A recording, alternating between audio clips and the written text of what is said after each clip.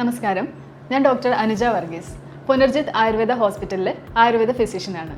Piles രോഗികൾ അവരുടെ ജീവിതശൈലിയിൽ എന്തൊക്കെ മാറ്റങ്ങൾ വരുത്തണമെന്ന് നോക്കാം. പ്രധാനമായും ഇരുന്ന് ജോലി ചെയ്യുന്ന ആളുകളാണെങ്കിൽ, അതായത് IT പ്രൊഫഷണൽസോ ഷോപ്സിൽ വർക്ക് ചെയ്യുന്ന ആളുകളോ അല്ലെങ്കിൽ ഓഫീസ് വർക്ക് ചെയ്യുന്ന ആളുകൾ, ദീർഘദൂരം വണ്ടി ഓടിക്കുന്ന ആളുകളൊക്കെ അരമണിക്കൂറെങ്കിലും കൂടുമ്പോൾ ഒരു 5 മിനിറ്റ് എഴുന്നേറ്റ് നിൽക്കുകയോ നടക്കുകയോ ചെയ്യുന്നത് മലാശയത്തിനകത്തുള്ള രക്തക്കുഴലുകളുടെ അമിതമായിട്ടുള്ള സമ്മർദ്ദം ഒഴിവാക്കാൻ സഹായിക്കും.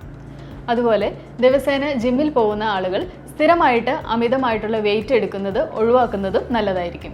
പൈൽസ് രോഗികൾ അവരുടെ ഭക്ഷണത്തിൽ അമിതമായിട്ടുള്ള എരിവ്, മസാല, പുളി എന്നിവ ഉൾപ്പെടാതെ ശ്രദ്ധിക്കേണ്ടതാണ്. പഴങ്ങൾ കഴിക്കുമ്പോഴും അധികം പുളിയുള്ള പഴങ്ങൾ കഴിക്കാതിരിക്കുന്നതായിരിക്കും നല്ലത്.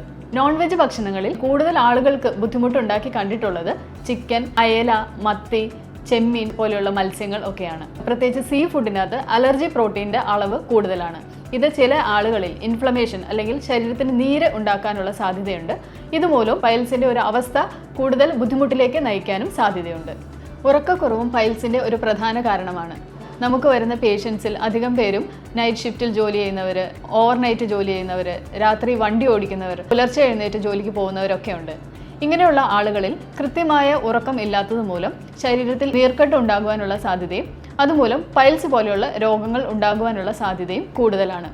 അതുകൊണ്ട് കൃത്യമായി 6 മുതൽ 8 മണിക്കൂർ വരെ ഉറങ്ങുന്നത് വളരെ പ്രധാനപ്പെട്ട കാര്യമാണ്.